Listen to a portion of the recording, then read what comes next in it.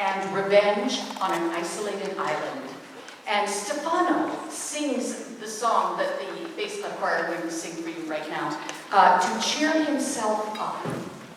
And then the bass club choir will sing a second song called Take, Oh Take These Lips Away. And it is from Measure for Measure, and that's a play about justice and mercy. And the song they're going to sing is sung to Mariana, whose fiance has abandoned her. So, without further ado, I'd like to introduce you to the bass clap choir.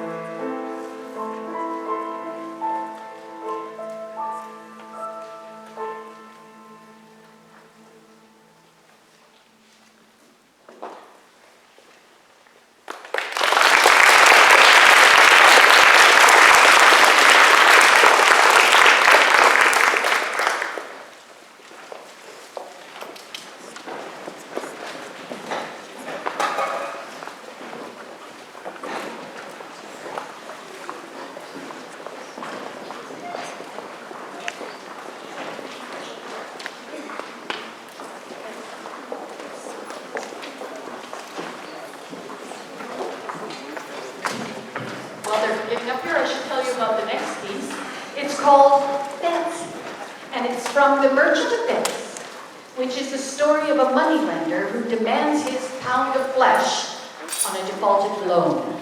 And this song asks us where our hopes and dreams come from. And the second song they're going to sing is called Winter Wind. It's from As You Like It, which is a romantic comedy about love in its many forms. In Blow, Blow, Thou Winter Wind, Shakespeare tells us that a bitter winter is less cruel than a deceitful friend.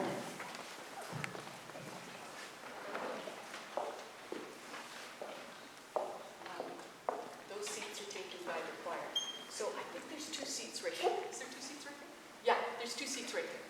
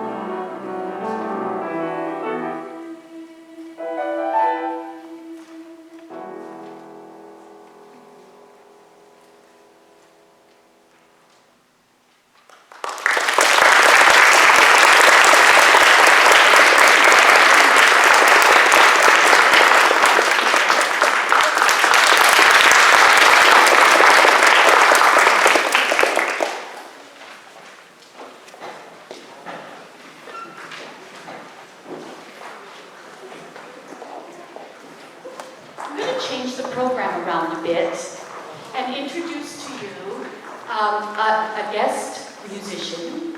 His name is John Mendel, and he's our lutenist. He has toured with Yo-Yo Ma and the Silk Road Ensemble. He made his Carnegie Hall debut while still a student at the age of 19. He received his bachelor's, master's, and professional studies degrees from the San Francisco Conservatory of Music, where his guitar teachers included Kyle, I'm saying it wrong, Kyle, Perroy, and Sergio Asad.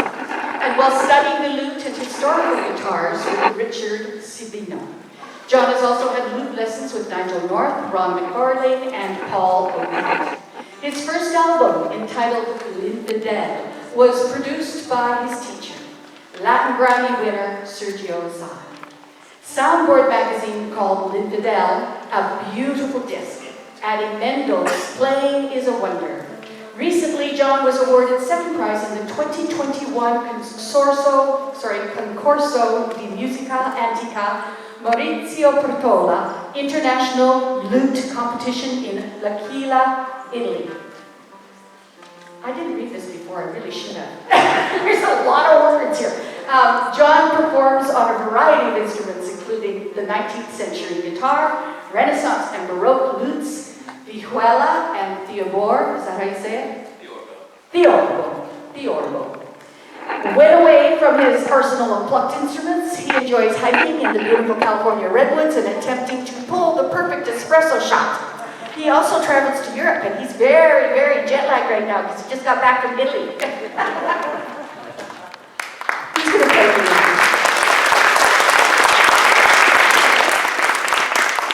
Thank you so much, and it's such a pleasure to be here sharing this instrument and this music with you all. Wow, now I feel like I have something to like live up to or something. This is a Renaissance lute, and the lute was the most sort of significant, important plucked instrument in Europe. Its heyday was the late Middle Ages up until the end of the 18th century, so the late 1700s. And it took many forms and shapes and sizes in that era, but one commonality through the whole time is that the body is shaped like a bowl. And this particular lute has a bowl made of flamed maple, which is my personal favorite wood for the back of instruments. The bowl is kind of the most beautiful part of the instrument, but usually the player just gets to see it, so it's cool to see that. And then the soundboard is spruce. The rose is hand-carved. Traditionally, the strings would have been made of gut, so twisted sheep intestine. I use synthetic gut. But the frets are tied on and they're movable, so you have to tune all these strings and tune your frets when you play the lute. And these are the real deal gut frets. And they wear out after a while and need to be changed. This particular lute has 13 strings on it, but most of them are grouped in pairs, which are tuned to the same note. Should be a little more in tune than that. The joke about lute players is that we spend half the time tuning and the other half playing out of tune. And it's more like 60-40. So this is a 7-course lute. So there are 7 pairs of strings, but with the very highest one single. It's the type of instrument that would have been used in Europe in the second half of the 1500s, so in Shakespeare's time. I'm going to play 3 short solos on this instrument for you, all from the Folger Library lute manuscript. These are pieces from Elizabethan England. The first 2, no, all of them would have had words as well. The first is called Go From My Window, and it's a set of variations on sort of a popular tune of the day. The second is Robin is to the Greenwood Gone. Both of those are by that eternal, immortal composer Anonymous. And then the third piece I'll play is The Frog Galliard by John Dowland, who was probably the most important lute player in Elizabethan England. So I hope you enjoy. Sorry, I needed to do a little more. Life as a lute player.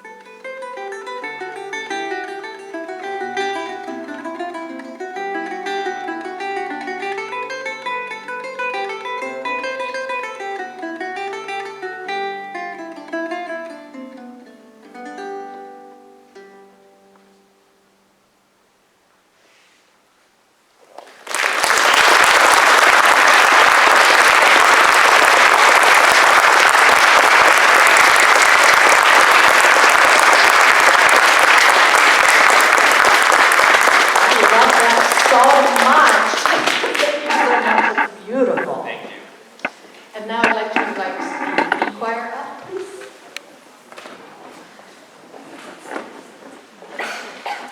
So the following songs that are going to be sung by the B choir, accompanied by our lutenist, Mr. Mendel, are all authentic melodies used in Shakespeare's time. So on the stage, in the globe, while Shakespeare was alive, these melodies would have been performed on the stage and actually accompanied by a lute too. So I think it's really neat to hear the authentic thing.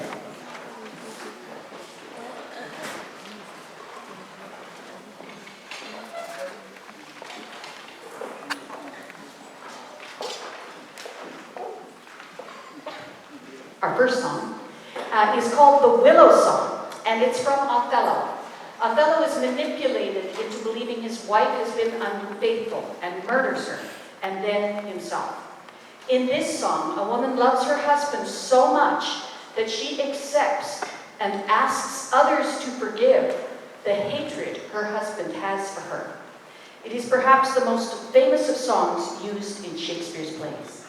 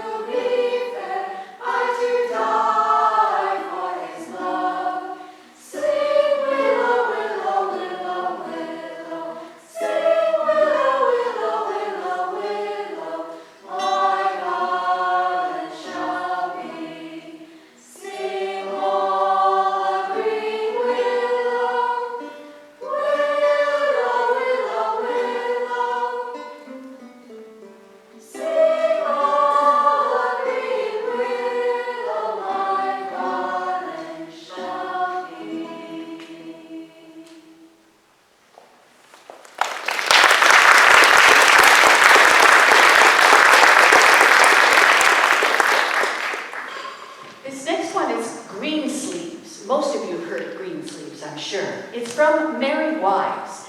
In The Merry Wives, Falstaff tries to manipulate two wealthy wives into giving him money. He's quite a comedic character. The wives take their revenge by playing tricks on him. Greensleeves is not written by Shakespeare, but is a traditional English folk song mentioned twice in that play. It's the most popular song of the day, was the most popular song of the day, and survives to our present time.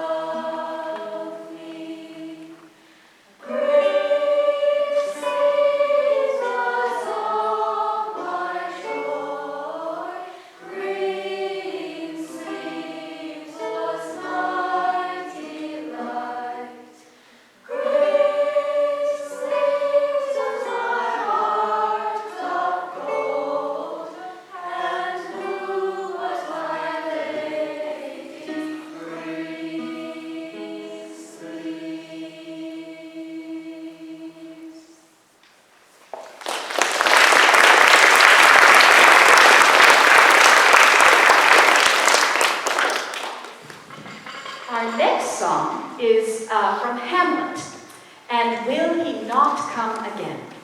The ghost of the King of Denmark tells his son Hamlet to avenge his murder by killing the new king, Hamlet's uncle. Hamlet's sister Ophelia goes mad over this murder and sings this song, this sad song, preserved by rote by the traditions of the stage.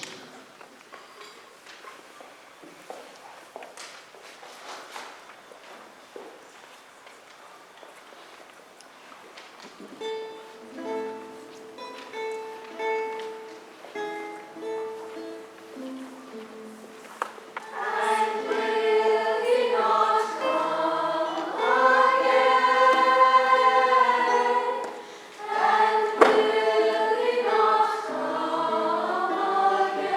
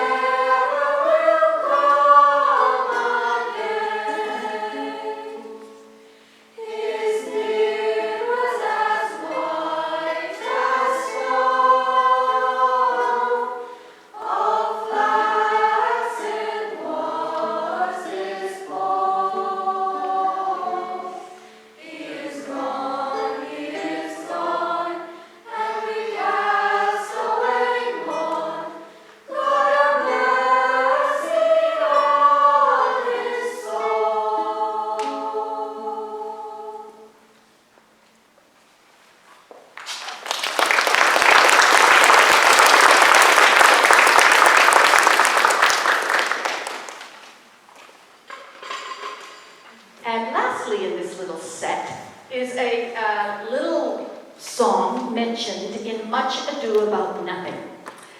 I played Hero in Much Ado About Nothing when I was 17 years old, first year of college. About the courtship and scandal surrounding Hero and Claudio, but really it centers around the banter and wit of Claudio's friend Benedict and Hero's cousin Beatrice. Hey Ho was likely an already popular song of the day, and it is mentioned by Beatrice. Beatrice says, "I may sit in a corner and cry, hey ho, for a husband." And what the song's about, it's a young girl, like an 18-year-old, I think it says 18-year-old, who tells her mother life is better off as a wife. And she wants out of her house. And she'll take anybody. She'll take any old man, anything, anybody, any husband, just to get out of the house. And Mom says, it's not so much better.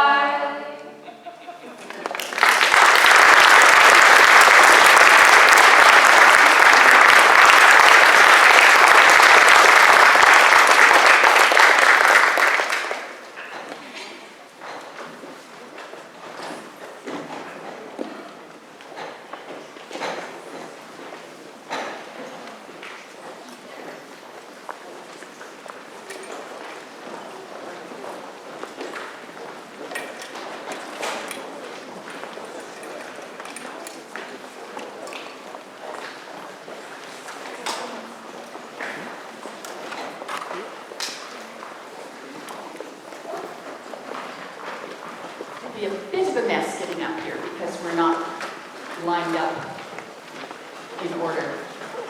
Our next set of music is the combined choirs, the Dolcissima Treble Choir and the Bass Clef Choir. And they're going to sing a set of musical settings of the lyrics to songs in Shakespeare's plays, written by Matthew Harris. He's a contemporary composer. It opens with a melancholy prelude, I shall no more to see. And then it's followed by a woozy, come thou monarch Bacchus. It's a anthem to Bacchus. And then a doo-wop style, O Heart, which is a sad poem of a loss that cannot be consoled. And then we end the set with a folk-like setting of When That I Was and a Tiny Little Boy. So we will be singing these 4 songs as a set, and we ask that you do not applaud between the songs.